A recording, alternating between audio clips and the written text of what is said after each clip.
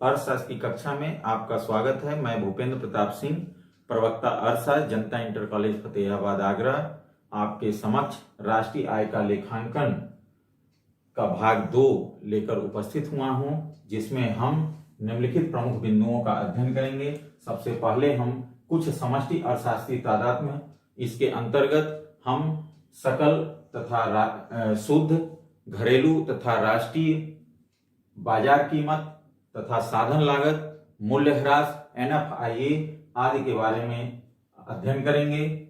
दूसरा प्रमुख बिंदु राष्ट्रीय आय की अवधारणा, इसके अंतर्गत हम निवल राष्ट्रीय उत्पाद, सकल राष्ट्रीय उत्पाद, सकल घरेलू उत्पाद, व्यक्तिगत आय तथा उपभोग योग्य आय तथा साधन लागत पर निवल राष्ट्रीय उत्पाद का अध्ययन करेंगे।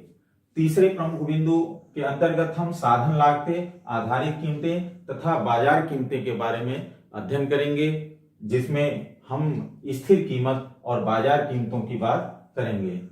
चौथे प्रमुख बिंदु में हम मौद्रिक सकल घरेलू उत्पाद तथा वास्तविक सकल घरेलू उत्पाद क्या होता है, इसके बारे में अध्ययन करेंगे। अंत में हम सकल घरेलू उत्पाद तथा कल्याण में क्या संबंध है, इसके बारे में अध्ययन करेंगे। अब हम आते हैं प्रथम बिंदु, कुछ समष्टि अर्थशास्त्रीय तादात्म्य। कुछ समष्टि अर्थशास्त्रीय तादात्म्य के तहत हम सबसे पहले सकल और शुद्ध में अंतर समझते हैं। सकल जो हम कुल उत्पादन करते हैं, यानी किसी निश्चित दिए वर्ष में जो कुल उत्पादन करते हैं उसे हम सकल कहते हैं, जिसे हम जी से व्यक्त करते हैं, जिसका इंग्लिश नाम ग्रास होता है। उसी तरह शुद्ध, चूंकि सकल में मूल्यह्रास शामिल होता है, अब हम अगर मूल्यह्रास को घटा दें तो हमें शुद्ध प्राप्त होगा, जिसे हम N से व्यक्त करते हैं, जिसका मतलब होता है नेट। इसी तरह राष्ट्रीय जब जो है हम कोई भी उत्पादन घरेलू सीमा के अंदर करते हैं तो उसे हम घरेलू कहेंगे, और जब हम उसमें विशुद्ध निर्यात, यानी जो विदेशों से हमारी कोई भी व्यक्ति जब उत्पादन करता है तो कुछ लोग हमारे यहाँ विदेशी लोग कार्य करते हैं और कुछ हमारे लोग विदेशों में कार्य करते हैं। तो अब उसमें समस्या यह है कि उनकी आय को कहां जोड़ें। अगर हम उनकी विशुद्ध आय को हम अगर जोड़ देते हैं तब हमें जो है राष्ट्रीय प्राप्त होता है, और अन्यथा जो है अगर हम नहीं जोड़ते हैं तो वो घरेलू सीमा के अंतर्गत आता है, इसलिए उसे हम घरेलू कहते हैं। तो इसे हम राष्ट्रीय को N से नेशनल और घरेलू को D से जो डोमेस्टिक होता है व्यक्त करते हैं। इसी तरह बाजार कीमत और साधन लागत, बाजार में जो हमें वस्तुएं प्राप्त होती हैं वो बाजार कीमत पे प्राप्त होती हैं, लेकिन बाजार कीमत में वास्तविक जो साधन लागत की कीमत है वो नहीं पता चलता, क्योंकि उसमें अप्रत्यक्ष कर जुड़ा हुआ होता है जो उसके मूल्य को बढ़ा देता है। सरकारें कहीं कहीं सब्सिडी देती हैं जो उसके मूल्य को घटा दिया जाता है। तो हम उसमें से क्या करते हैं, अप्रत्यक्ष कर को जोड़ देंगे, घटा देंगे और सब्सिडी को जोड़ देंगे, तब जो हमें प्राप्त होगा वह हमें साधन लागत पे प्राप्त होगा। अब आता है मूल्यह्रास। पूंजी का उपयोग करने से उसका मूल्य जो है घटता है, और जो हमें उसके लिए प्रतिस्थापन व्यय करनी पड़ती है उसे हम मूल्यह्रास करते हैं, डेप्रिसिएशन। तो ये मूल्यह्रास है, जिसको हम पहले लेक्चर में बता चुके हैं। विशुद्ध निर्यात को हम NFIA से व्यक्त करते हैं, या X-A। इसका मतलब है कि कुछ लोग विदेशों के हमारे यहां उत्पादन करते हैं और अपना सेवाएं देते हैं, और जो उन्हें आय प्राप्त होती है वो अपने देश को लेते जाते हैं। कुछ नागरिक हमारे यहाँ के विदेशों में नौकरी करते हैं, सेवाएं देते हैं और वहां से आय प्राप्त करते हैं। यानी से और को का अंतर है, यानी विदेशों द्वारा और विदेशियों के द्वारा जो है, दोनों में अंतर जो है, इन दोनों का जो आय का अंतर होता है उसे X-M से या NFIA से हम व्यक्त करते हैं। अब शुद्ध अप्रत्यक्ष कर में हम जो है अप्रत्यक्ष कर और सब्सिडी का जो अंतर होता है, जिसे हम नेट इनडायरेक्ट टैक्स यानी NIT के नाम से व्यक्त करते हैं। अब आता है हमें जब सवाल लगाना हो तो हमें देखना पड़ेगा, अगर हम शुद्ध से सकल जाते हैं, शुद्ध से सकल जाते हैं तो हम जो है शुद्ध से सकल में जाएंगे तो उसमें हम मूल्यह्रास को जोड़ देंगे। जब हम सकल से शुद्ध की तरफ जाएंगे तो हम सकल में से मूल्यह्रास को घटा देंगे। इसी तरह जो है हम घरेलू से राष्ट्रीय की बात करेंगे तो हम उसमें विशुद्ध निर्यात को यानी NFI को जोड़ देंगे। अगर हम राष्ट्रीय से घरेलू की तरफ जाते हैं तो हम NFIA को घटा देंगे यानी X - M को घटा देंगे। इसी तरह साधन लागत से जब हम बाजार कीमत पर जाएंगे तो हम उसमें से शुद्ध अप्रत्यक्ष कर को यानी नेट इनडायरेक्ट टैक्स को हम जोड़ देंगे। अगर बाजार कीमत से साधन लागत की तरफ जो है जाएंगे तो हम NIT यानी शुद्ध अप्रत्यक्ष कर को घटा देंगे। अब इसी तरह हमारे पास जब जो है न्यूमेरिकल आएगा तो हमको जो है देखना पड़ेगा कि हमें कहां से कहां जाना है, हमें कोई चेंज नहीं करना है।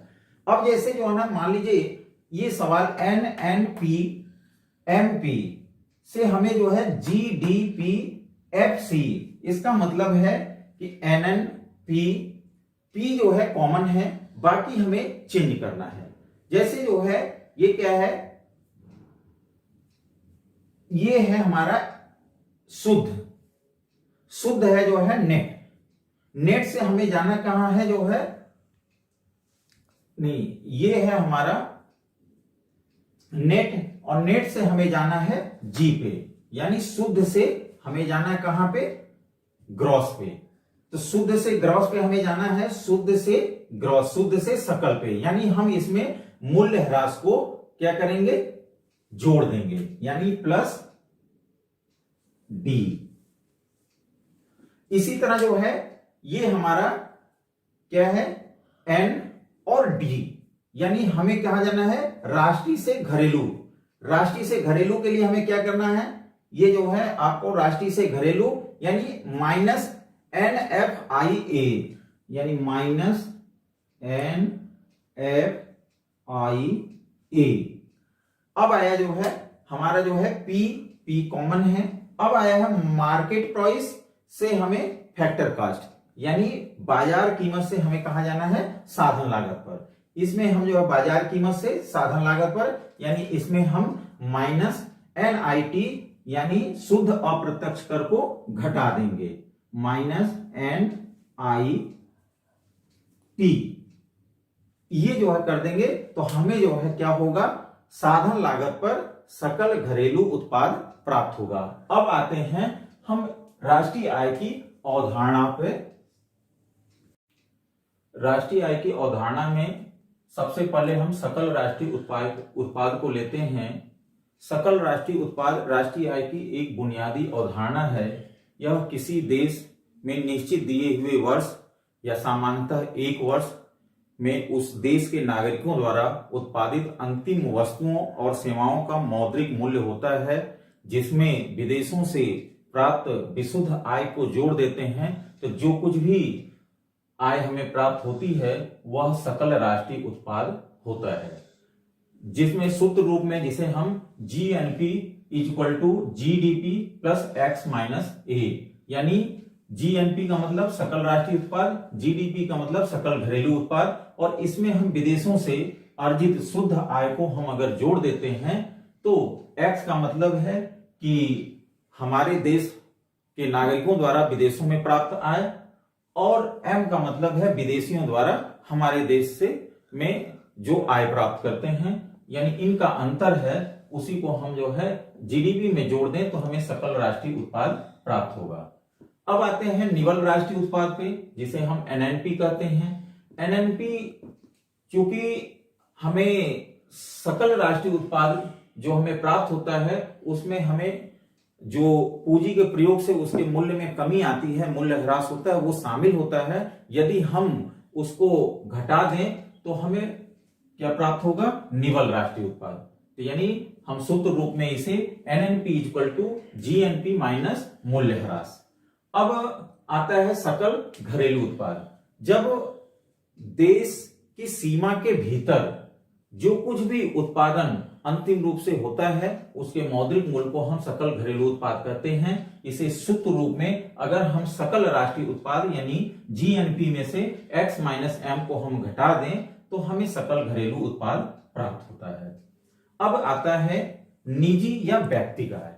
निजी या व्यक्तिगत आय का मतलब है कि किसी भी व्यक्ति को समस्त स्रोतों से जो कुछ भी आय प्राप्त होती है उसे हम निजी या व्यक्तिगत आय कहते हैं। जैसे कोई व्यक्ति या कोई भी साधन अगर नौकरी कर रहा है और साइड में कोई अन्य बिजनेस कर रहा है, जैसे ऑनलाइन कोई कार्य कर रहा है, या कोई टीचर ही ले लो, टीचर इधर नौकरी करने के बाद साइड में अगर वो ट्यूशन पढ़ाता है या कहीं दुकान चलाता है तो उसे उस स्रोत से भी आय प्राप्त होती है। इन सभी समस्त स्रोतों से जो कुछ भी आय प्राप्त होती है उसे हम निजी या व्यक्तिगत आय कहते हैं। व्यक्तिगत आय या निजी आय को हमें अगर निकालना है तो उसके लिए हम राष्ट्रीय आय में से सामाजिक सुरक्षा कटौती तथा मिश्रित पूंजी कंपनियों पर लगाए गए कर और मिश्रित पूंजी कंपनियों के अवितरित लाभ को अगर घटा दें और उसमें हम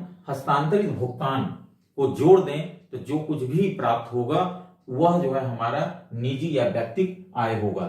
इसमें मिश्रित पूंजी कंपनियों के लिए अवितरित लाभ का मतलब है कि मिश्रित पूंजी कंपनी के द्वारा कमाया गया वह लाभ जो शेयर होल्डरों में न बांटा गया हो। हस्तांतरित भुगतान का मतलब है कि ऐसे संसाधन या उत्पत्ति के साधन जिन्होंने उत्पादन कार्य में कोई योगदान न किया हो और फिर भी उन्हें जो है कुछ आय प्राप्त हो रही है तो उसे हम हस्तांतरित भुगतान करते हैं, जैसे पेंशन है, बेरोजगारी भत्ता है। तो इस आधार पर हम निजी आय प्राप्त करते हैं। अब आता है व्यय योग्य आय या उपभोग योग्य आय, यानी किसी भी व्यक्ति के पास जो भी निजी आय होती है वह पूरा का पूरा वो खर्च नहीं कर सकता, क्योंकि उसको उसी में से कुछ जो है व्यक्तिगत कर जो है देने पड़ते हैं, व्यक्तिगत शुल्क यानी गैर कर जो है उन्हें देने पड़ते हैं, और जो उससे शेष बचेगा उसी को वह व्यय कर सकता है। तो इसलिए जो है व्यय योग्य आय को हमें निकालने के लिए अगर हम व्यक्तिगत आय में से व्यक्तिगत कर जो भी उसे जो है प्रत्यक्ष कर जो है लगता है और जो गैर कर शुल्क वगैरह जो देता है उनको अगर हम घटा दें तो उसे हमें जो आय प्राप्त होगी वह उसके व्यय योग्य आय होगी या उपभोग योग्य आय होगी। अब आता है साधन लागत पर निवल राष्ट्रीय उत्पाद। साधन लागत पर अभी तक हमने जो ऊपर हमने निवल राष्ट्रीय उत्पाद निकाला वो बाजार मूल्य पर निकाला।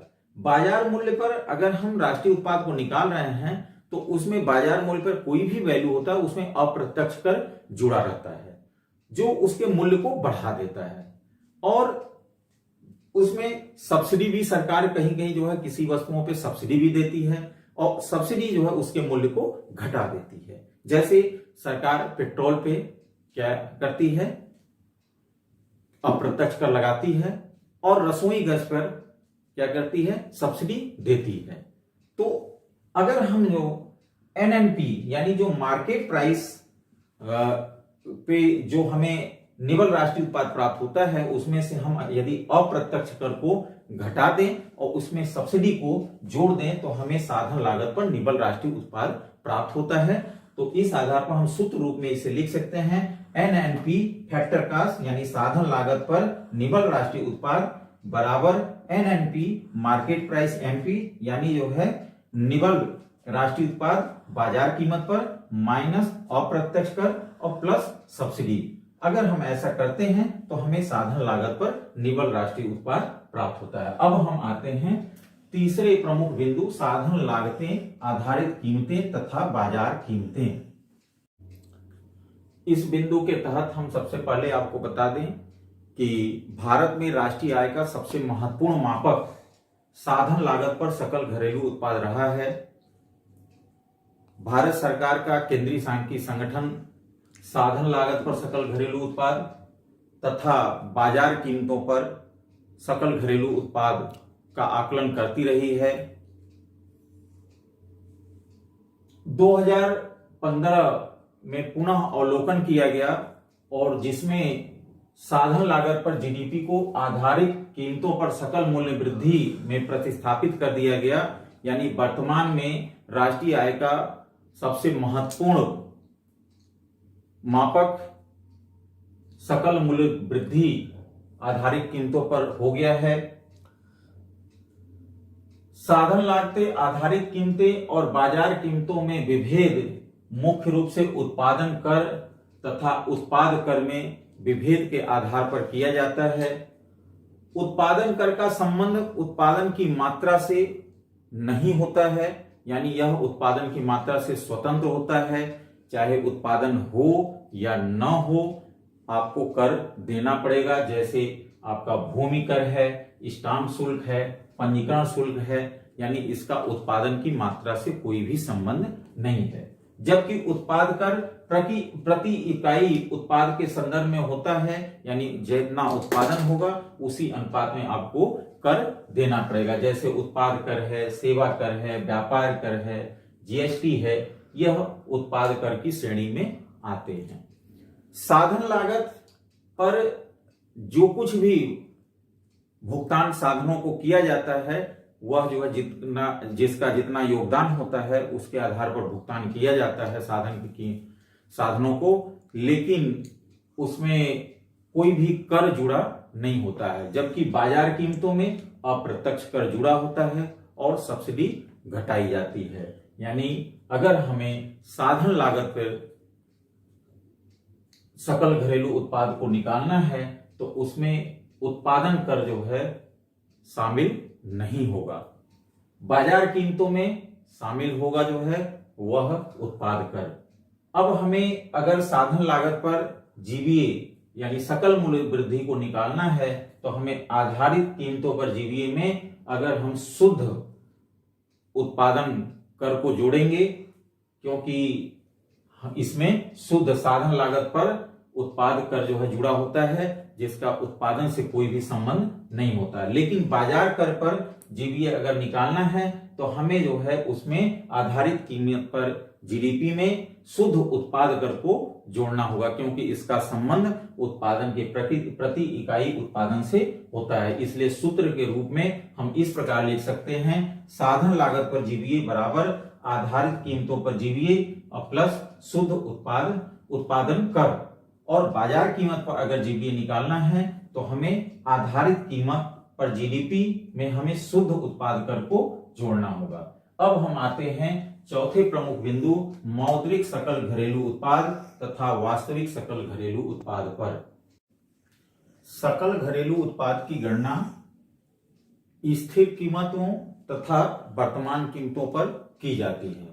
जब हम वास्तविक सकल घरेलू उत्पाद की गणना करते हैं तो इसे हम स्थिर कीमतों पर करते हैं।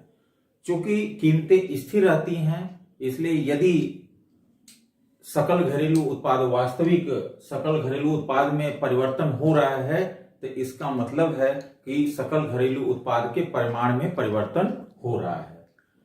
और इसे हम चूंकि स्थिर कीमतों पर करते हैं, इसीलिए हम इसे वास्तविक सकल घरेलू उत्पाद भी कहते हैं। जहां तक मौद्रिक सकल घरेलू उत्पाद का संबंध है, यह वर्तमान कीमतों पर सकल घरेलू उत्पाद का मूल्य मात्र है। उदाहरण के लिए माना कोई भी देश केवल ब्रेड का उत्पादन कर रहा है और वह 2001 में ब्रेड का उत्पादन 100 इकाई करता है, जिसमें प्रति ब्रेड की कीमत 10 रुपया है। तो हम वर्तमान कीमत पर अगर हम सकल घरेलू उत्पाद को निकालें तो 100 इंटू 10 इक्वल टू 1000, यानी जो है वर्तमान कीमत पर हमारा सकल घरेलू उत्पाद 1000 रुपया हुआ।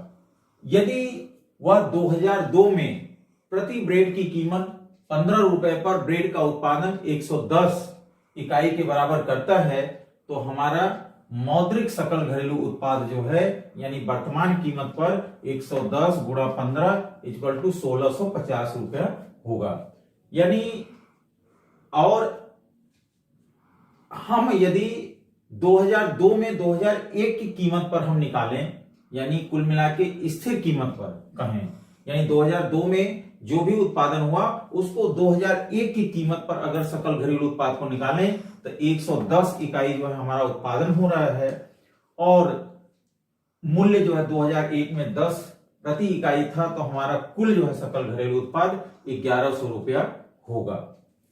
अब आता है कि मौद्रिक और वास्तविक सकल घरेलू का अनुपात हमें उसमें कीमतों में परिवर्तन को बताता है। यदि हम मौद्रिक और वास्तविक सकल घरेलू उत्पाद के अनुपात को हम मौद्रिक स्फीति कहते हैं। मौद्रिक स्फीति कहने का मतलब यह है कि अगर हम मौद्रिक और सकल घरेलू उत्पाद से वास्तविक सकल घरेलू उत्पाद का अनुपात कर दें, यानी उसमें भाग दे दें, तो जो कुछ भी हमें प्राप्त होगा वह मौद्रिक स्फीति उसे कहेंगे।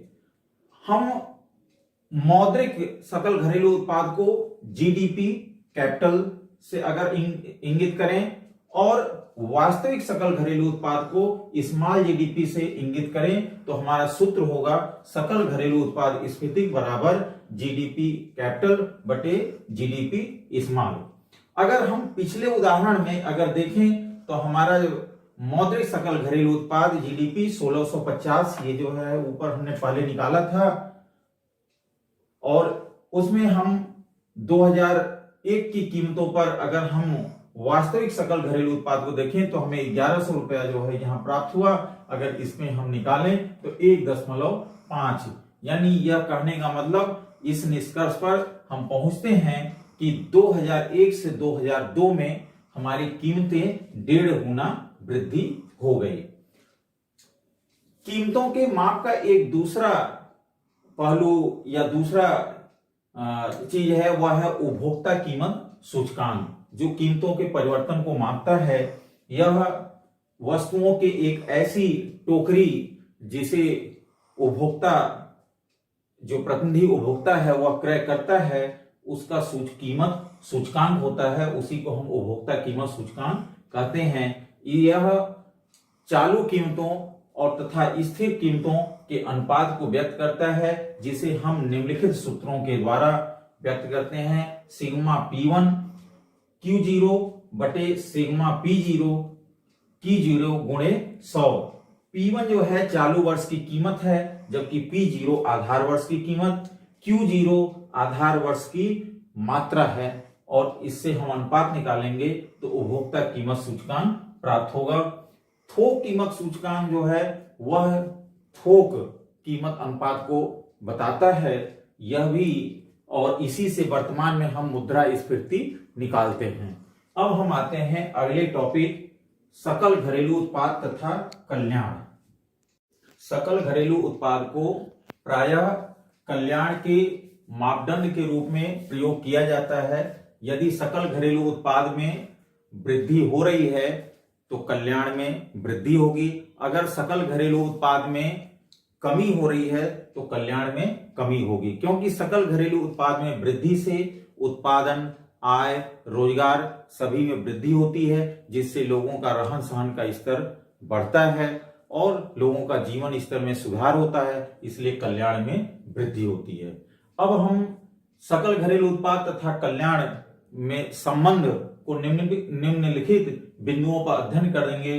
सबसे पहला है सकल घरेलू उत्पाद का वितरण व कल्याण, यानी सकल घरेलू उत्पाद का कल्याण से संबंध जोड़ने के लिए हमें वितरण को भी ध्यान में रखना पड़ेगा। यदि सकल घरेलू उत्पाद में वृद्धि से जो अतिरिक्त आय का सृजन होता है, अगर उसका हस्तांतरण अमीरों से गरीबों की तरफ हो रहा है, अगर आय का हस्तांतरण अमीरों से गरीबों की तरफ हो रहा है, तो निश्चित है कि अमीरी और गरीबी के बीच की खाई कम होगी और आय की असमानता कम होगी, तो कल्याण में वृद्धि होगी।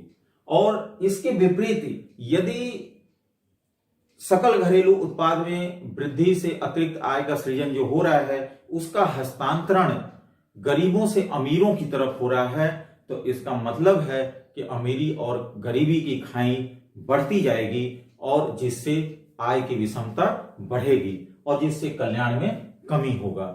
तो निश्चित है कि हम जो है देखेंगे कि आय का हस्तांतरण किधर हो रहा है। अगर गरीबों की तरफ हो रहा है तो कल्याण में वृद्धि है, यदि अमीरों की तरफ हो रहा है तो कल्याण में कमी है।